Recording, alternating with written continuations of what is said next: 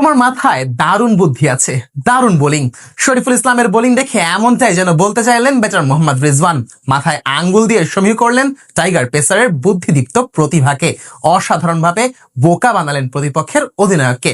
পাওয়ার প্লেতেই দুর্দান্ত বোলিং করে চাপে রাখেন ঋষাদের পিন্ডি ফ্র্যাঞ্চাইজিকেও। শরীফুলের বোলিং দেখে মোহাম্মদ রিজওয়ানের সেই প্রতিক্রিয়া নিয়ে বিস্তারিত জানবো এই রিপোর্টে।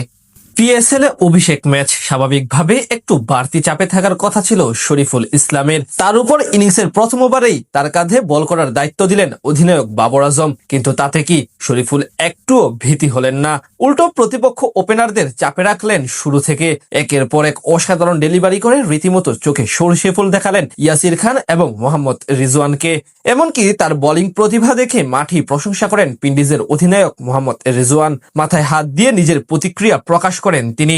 টাইগার পেসারের বুদ্ধিমত্তার প্রশংসা করেন।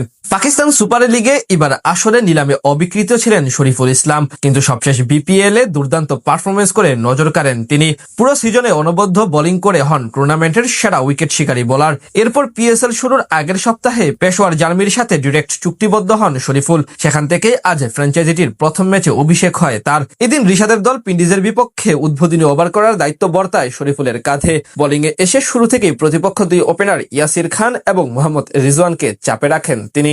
ইনিংসের প্রথম 4 বলে তার ইনসুইং করা ডেলিভারি বুঝতেই পারেনি ব্যাটার ইয়াসির খান। ভিতরে ঢুকা লেন্থ ডেলিভারি খেলতে বেশ ভোগান্তি পোহাতে হয় তাকে। সে ওভারে একটি ছক্কা হজম করলেও দিয়ে যান কেবল 7 রান। এরপর আবার তৃতীয় ওভারে আক্রমণে আসেন শরীফুল। এবার তার বল খেলতে হিমশিম খাচ্ছিলেন অধিনায়ক মোহাম্মদ রিজওয়ানও। সে ওভারে দিয়ে যান মাত্র 8 রান। পাওয়ার প্লেতে বাকি বোলাররা দুহাত খুলে রান খরচ করলেও প্রথম থেকেই বেশ নিয়ন্ত্রিত ছিলেন শরীফুল ইসলাম।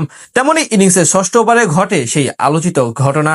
আগের 3 বলে ব্যাটাররা অফসাইডে ফেলে সিঙ্গেল নিয়েছিলেন, আর শরীফুলও পঞ্চম স্টাম্পে বল করেছেন। কিন্তু এবার হলো কিছুটা ব্যতিক্রম। আগের বারের মতো এবারও ব্যাটার রিজওয়ান মনে করেছিলেন শরীফুল পঞ্চম স্টাম্পে বল করবেন এবং তিনি থার্ডম্যান অঞ্চল দিয়ে কাটশট খেলে 4 হাঁকাবেন, কিন্তু সেটি সফল হতে দেননি টাইগার পেসার।